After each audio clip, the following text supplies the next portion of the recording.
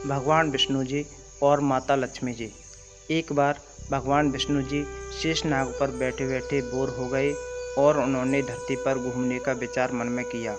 वैसे भी कई साल बीत गए थे, धरती पर आए और वह अपनी यात्रा की तैयारी में लग गए।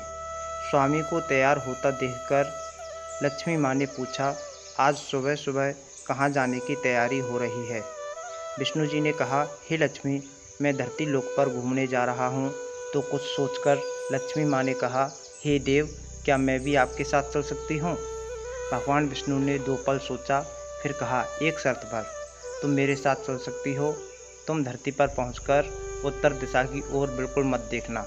इसके साथ ही माता लक्ष्मी ने कहा, हाँ कहकर अपनी बात मनवा ली और सुबह सुबह माँ लक्ष्मी और भगवान विष्णु धरती पर पहुंच गए। अभी सूर्य देवता निकल रहे थे, रात बरसात होकर हटी थी, चारों ओर हरियाली ही हरियाली थी। उस समय चारों ओर बहुत शांति थी और धरती बहुत ही सुंदर दिखाई दे रही थी और माँ लक्ष्मी मंत्रमुग्ध होकर धरती को देख रही थीं और भूल गईं कि पति को क्या वचन देकर आई हैं और चारों ओर देखती हुई कब उत्तर दिशा की ओर देखने लगीं, पता ही नहीं चला।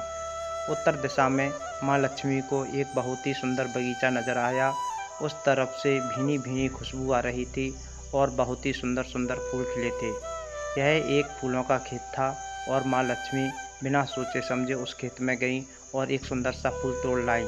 लेकिन यह क्या, जब माँ लक्ष्मी भगवान विष्णु के पास वापस आईं तो भगवान विष्णु की आंखों में आंसू थे और भगवान विष्णु ने माँ लक्ष्मी को कहा कि कभी भी किसी से बिना पूछे उसका कुछ भी नहीं लेना चाहिए और साथ ही अपना वचन भी याद दिलाया।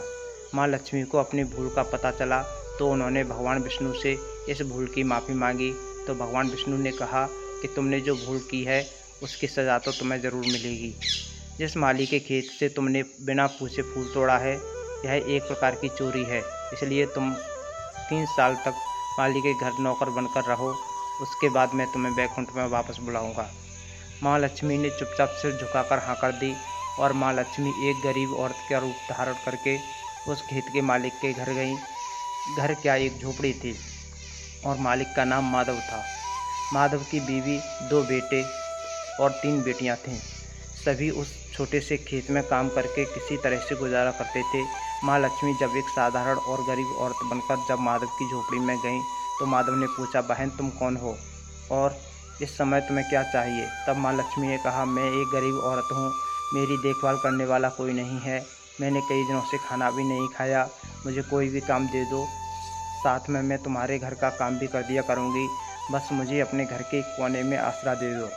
माधव बहुत ही अच्छे दिल का मालिक था, उसे दया आ गई, लेकिन उसने कहा, बहन मैं तो बहुत ही गरीब हूँ, मेरी कमाई से मेरे घर का खर्च मुश्किल से चलता है, लेकिन अगर मेरी 3 की जगह 4 बेटियाँ होती तो भी मुझे गुजारा करना था। अगर तुम मेरी बेटी बनकर जैसा रूखा सूखा हम खाते हैं उसमें खुश रह सकती हो तो बेटी अंदर आ जाओ। माधव ने माँ लक्ष्मी को अपनी झोपड़ी में शरण दे दी और माँ लक्ष्मी 3 साल उस माधव के घर पर नौकरानी बनकर रही।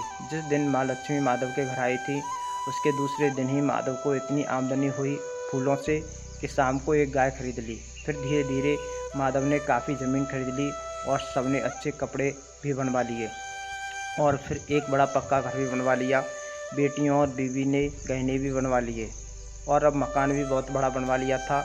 माधव हमेशा सोचता था कि मुझे यह सब इस महिला के आने के बाद मिला है। इस बेटी के रूप में मेरी किस्मत आ गई है मेरी। और अब 2-4 साल बीत गए थे, लेकिन माँ लक्ष्मी अब घर में ही खेत में काम करती थीं। एक दिन माधव जब अपने खेतों से काम खत्म करके घर आया तो उसने अपने घर के सामने द्वार पर एक देवी स्वरूप गहनों से लदी एक औरत को देखा। ध्यान से देखकर पहचान गया, अरे यह तो मेरी मुँह बोली चौथी बेटी यानी वही औरत है, और पहचान गया कि यह तो माँ लक्ष्मी है। अब तक माधव का पूरा परिवार बाहर आ गया था और सब हैरान होकर माँ लक्ष्मी को देख रहे थे। माधव बोला, हे माँ, हमें माफ़ कर दो, हमने आपसे अनजाने में ही घर और खेत में काम करवाया। हे माँ, यह कैसा अपराध हो गया है, माँ हम सबको माफ़ कर दो। अब माँ लक्ष्मी मुस्कुराईं और बोली, हे माधव, तुम बहुत ही अच्छे और दयालु व्यक्ति हो, तुमने मुझे अपनी बेटी की तरह से रखा, अपने परिवार के सदस्य की तरह से। इसके बदले में मैं तुम्हें वरदान देती हूँ कि तुम्हारे पास कभी भी खुशियों की और धन की कमी नहीं रहेगी। तुम्हें सारे सुख मिलेंगे जिसके तुम हकदार हो। और फिर माँ के द्वारा भेजे गए रथ में बैठकर बैकुंठ चली गई।